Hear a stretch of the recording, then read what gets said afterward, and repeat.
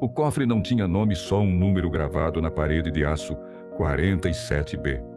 Diziam que nele estavam guardados os diamantes mais caros da Europa, um conjunto de pedras lapidadas para uma rainha que nunca chegou a usá-las. Leon sabia que aquela seria sua última invasão, e a mais perigosa. O corredor subterrâneo cheirava a metal oxidado e poeira antiga. Cada passo ecoava como se o prédio inteiro respirasse. Ele usava um traje preto, colado ao corpo, e carregava um kit cirúrgico. Nada de explosivos, nada de barulho. O tempo que tinha era medido pelo ritmo de sua própria respiração. O relógio digital no pulso marcava 3 horas e 12 minutos.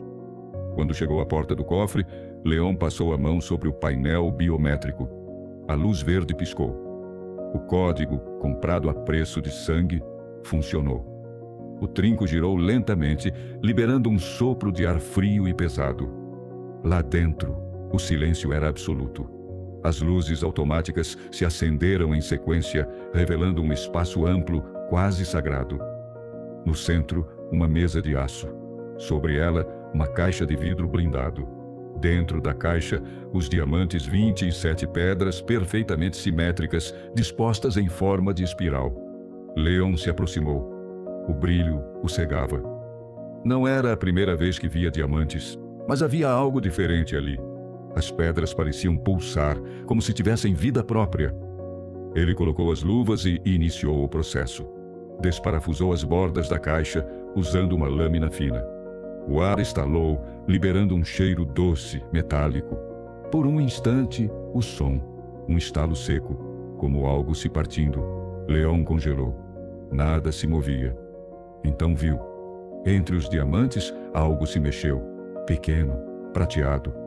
Uma aranha, tão perfeita que parecia esculpida em platina. Suas patas finas refletiam a luz das pedras, multiplicando o brilho. Ela caminhou lentamente sobre os diamantes, sem deixar sombra. Leon recuou, mas a curiosidade venceu o instinto.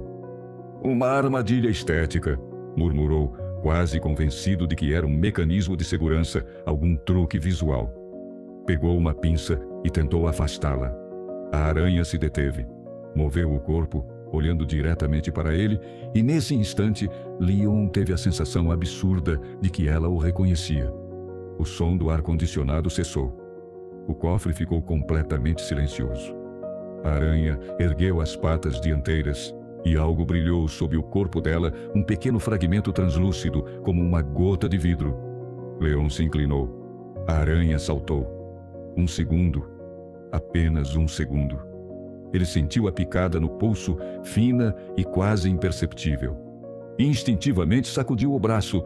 O inseto caiu no chão, imóvel. Leon riu, nervoso. Droga. Parabéns, bichinho. Vai pro museu comigo. Mas quando olhou novamente, a aranha havia desaparecido. Apenas o som de algo arranhando o aço, vindo de dentro da parede, ficou para trás. Leon ignorou. Pegou os diamantes, um a um, guardando-os em sacos de veludo. No reflexo do vidro, por um instante, achou ver algo rastejando por seu pescoço, um ponto prateado movendo-se rápido. Mas quando virou o rosto, não havia nada. Enquanto subia a escada para sair, o som do cofre ecoava atrás dele. Um som contínuo, rastejante. Como se algo tivesse acordado.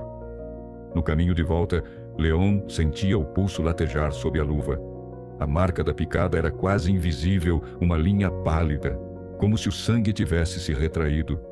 Ele tentou ignorar. Estava focado no peso dos sacos de veludo, no som reconfortante das pedras batendo umas nas outras. Cada diamante representava o fim, uma fuga, uma nova vida, o anonimato que ele sempre quis. No carro, a chuva caía pesada. O limpador de para-brisa riscando o vidro com o mesmo som das patas de um inseto. O rádio chiava, fora de sintonia. Leon respirava ofegante, o rosto suado, apesar do frio. De repente, um movimento. Um vulto pequeno, prateado no painel. A aranha. Ela estava lá viva. Caminhava lentamente em direção a ele, cada passo fazendo um ruído seco, metálico. Leon prendeu a respiração. Pegou um pano e tentou esmagá-la. Nada. A aranha não estava mais lá.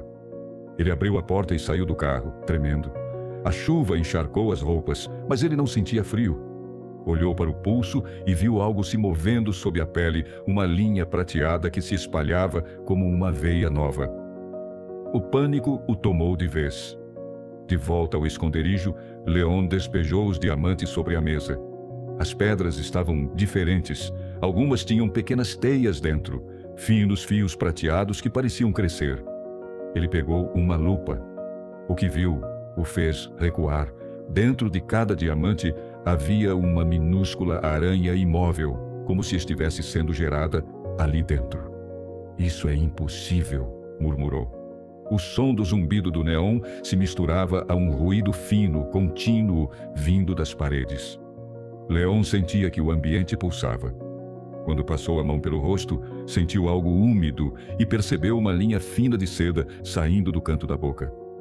Ele caiu de joelhos, sufocado. Tentou puxar a linha, mas quanto mais puxava, mais vinha. Um fio prateado, forte, saindo da garganta, do nariz, dos olhos. Tossiu, gritou, tentou rasgar, mas os fios grudavam em tudo, prendendo suas mãos, sua roupa, a mesa, os diamantes. A aranha estava de volta. Desta vez, no teto, enorme, crescida. O corpo brilhava como aço líquido, os olhos eram esferas de vidro. Leon rastejou para trás. As teias se estendiam rápido, cobrindo as paredes e o chão. "O que você é?" ele sussurrou. A criatura desceu lentamente, as patas estalando como agulhas. Parou diante dele e inclinou o corpo, observando. E então ele ouviu uma voz. Não uma fala humana, mas algo que vibrava dentro da mente. Uma frequência que parecia sussurrar direto no sangue. "Você roubou o que já era nosso." Leon tentou reagir, mas o corpo não respondia. O veneno percorria as veias como fogo frio.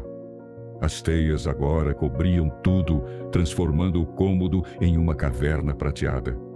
Os diamantes começaram a brilhar de dentro, pulsando em sincronia com o batimento do coração dele. Ele caiu de lado, convulsionando, as pupilas dilatadas. Quando finalmente conseguiu olhar para Gamão, viu que os dedos estavam duros, translúcidos, cristalinos. A pele se tornava vidro. O corpo, uma escultura viva.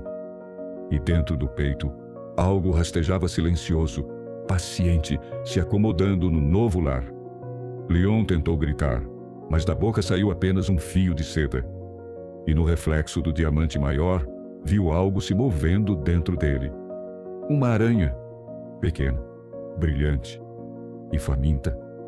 3 dias depois, a polícia encontrou o carro abandonado numa estrada secundária. Os vidros estavam trincados por dentro e o painel coberto por uma fina camada de teia, quase invisível. Nenhum sinal de Leon, nenhuma digital, nenhum sangue. Apenas um diamante deixado no banco do passageiro dentro dele, algo que parecia se mover.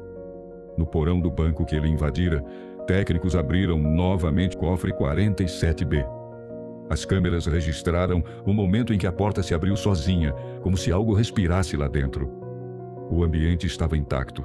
Nenhum alarme disparado, nenhum sinal de arrombamento. Mas as paredes estavam cobertas por uma trama metálica fina, com aparência de prata derretida. No centro, sobre a mesa, os diamantes agora multiplicados. E sobre eles, imóvel, uma escultura humana translúcida, perfeita, ajoelhada, as mãos erguidas, o rosto em silêncio, os olhos de vidro. Quando os agentes se aproximaram, perceberam algo estranho. Dentro do cristal, minúsculas formas se moviam. Microscópicas aranhas percorrendo as veias congeladas da figura. Vivendo, tecendo, guardando. Nenhum dos investigadores conseguiu explicar. A perícia confirmou. O material que formava o corpo não era vidro, nem pedra, nem gelo. Era algo novo, uma fusão entre matéria orgânica e silício puro. No relatório, um comentário manuscrito dizia: "Parece que ele se tornou parte do cofre." Naquela noite, O segurança que ficou de vigia jurou ter ouvido um som vindo lá de dentro, um ruído leve, rítmico, como o de patas caminhando sobre aço. E, logo depois, o clique sutil de uma trava se fechando. Desde então, o cofre 47B nunca mais foi aberto. E os rumores dizem que, sob o chão de mármore, há algo vivo. Algo que protege as joias com o zelo de quem finalmente encontrou o próprio lugar no mundo. O tempo passou. O banco foi vendido, o cofre lacrado, o número 47B removido dos registros. Mas os empregados novos contam histórias em voz baixa sobre um som que ecoa nas madrugadas, como o roçar de metal contra pedra. E às vezes, quando o sistema de segurança falha por segundos, o reflexo das câmeras mostra um vulto transparente caminhando entre as paredes. Leon nunca fugiu com os diamantes. Ele se tornou um deles, preso na mesma beleza que tentou possuir. A aranha apenas devolveu o que era dela, o instinto de guardar, de transformar o roubo em permanência. No silêncio do cofre, o brilho dos diamantes pulsa como um coração. E dentro deles, pequenas sombras se movem, tecendo, esperando. O ouro, o vidro, o sangue, tudo virou matéria da mesma teia. A eternidade sempre cobrou caro demais.